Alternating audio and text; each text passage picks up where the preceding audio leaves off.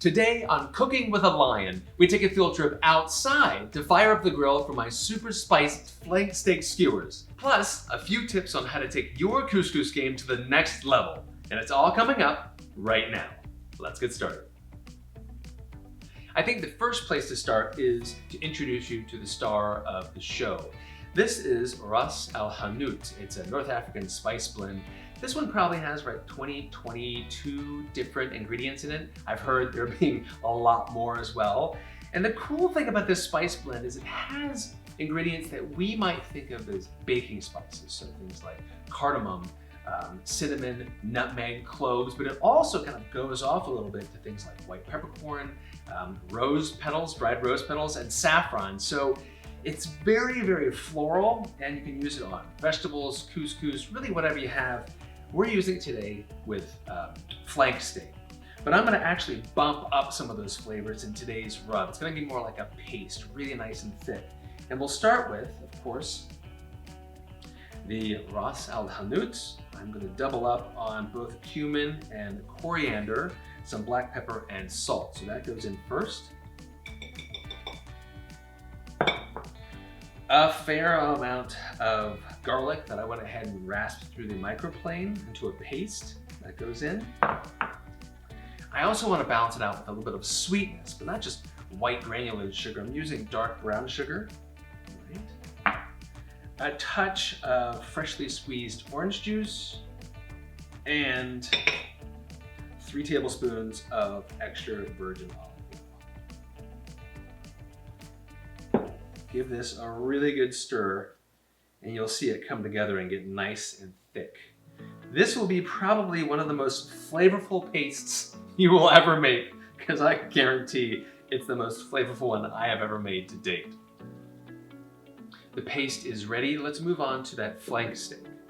So flank steak, it's pretty easy to work with because visually all of the muscle grains are moving in one direction. It's not like other cuts where they're just all over the place. So all of these grains are moving from my right to my left. What I want to do to ensure that it's very tender or remains as tender as possible is cut it exactly perpendicular to those grains. If I cut with the grain, it would be really chewy. Against the grain, it's going to be nice and tender, right?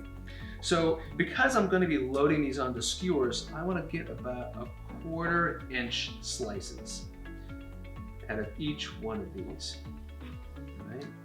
It's not nothing. 1/4 inch is pretty substantial, but it has to be thick enough to where we can feed it onto those metal skewers.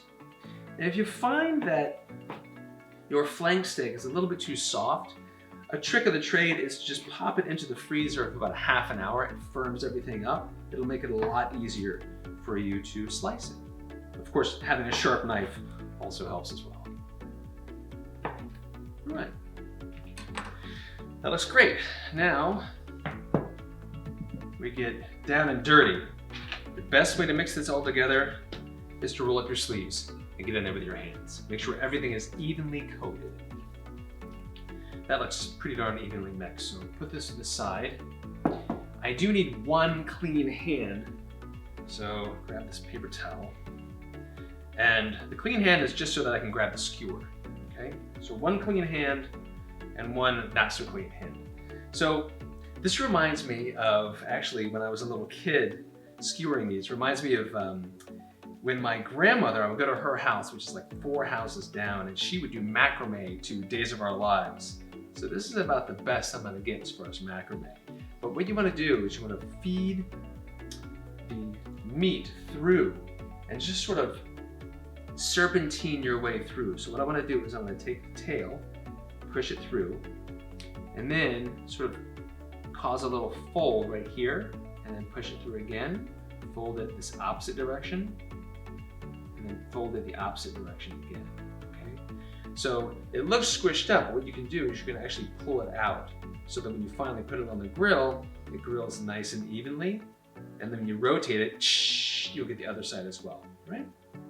So I'll go through all these pieces of meat. If you have shorter pieces, you can go ahead and just put 3 shorter pieces on one skewer, that's fine. But the reason why we went ahead and cut them all to a 1/4 inch is so that they all cook uniformly. Put them all at the same time, pull them all off at the same time. Okay?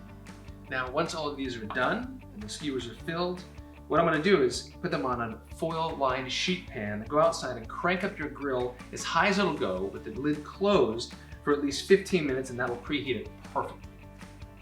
With the grill preheating outside, it is time to get to the couscous, that next level couscous, and it happens pretty quickly, so let me walk you through it. First step, you want to do medium to medium-high heat, melt the butter and wait until it browns, that beautiful, nicely golden brown butter, which is nutty. That is a flavor bomb. Next thing we're gonna do is add the shallot. Cook that down until it's a little bit transparent. It takes about a minute, which is a lovely texture and flavor. Then we add the couscous. Why exactly? I want that warm brown butter to pearl each little grain of couscous and gets a little even more nuttier and better texture. Flavor bomb on top of that are spices. We're talking about some cumin, salt, pepper, and cinnamon. Cinnamon is one of those beautiful spices that warms the whole dish up, makes it a little sweeter. Speaking of sweetness, we're gonna throw in some dried fruits, some chopped dates, chopped dried apricot, and also some golden raisins. Plus the zest of one orange. That is just like mind-blowingly delicious. We could add water, but why add water when you can add flavor? A couple cups of chicken stock. When you add the chicken stock, it's probably gonna simmer up, and that is a good thing. Give it one quick stir, cover it, take it off the heat, and let it sit undisturbed for 10 minutes. Now this gives it the opportunity to go outside, clean the grill, oil the grill, and then grill that meat exactly 3.5 minutes on both sides. Pull it back in, time to eat. We are just a couple seconds away. The couscous is ready, it's resting, it's perfect. We already have the skewers, which are grilled. It smells so good in here. Just one little last twist of flavor that I want to add to this at the end, which is, ta-da!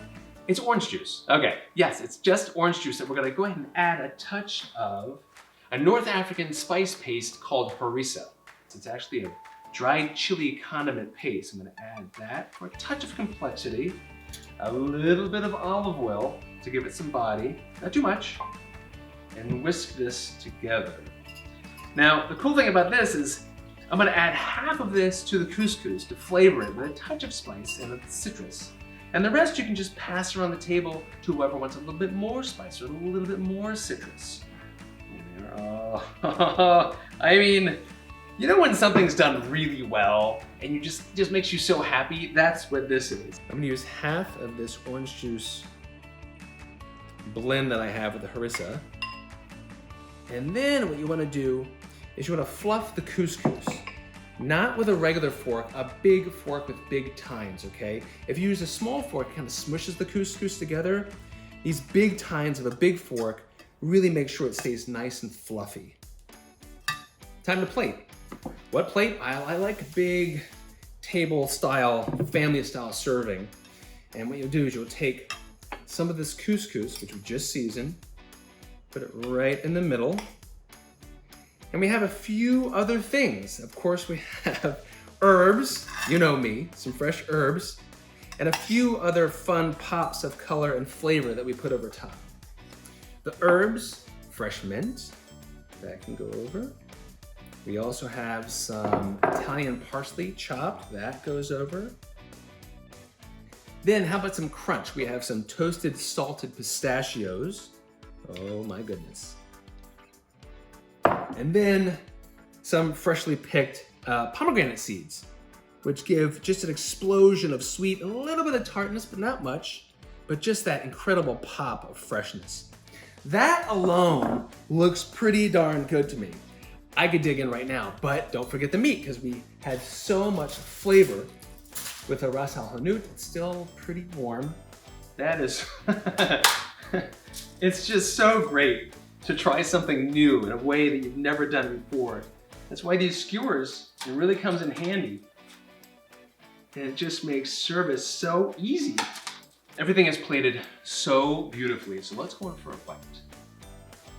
Grab some of that, piece of that.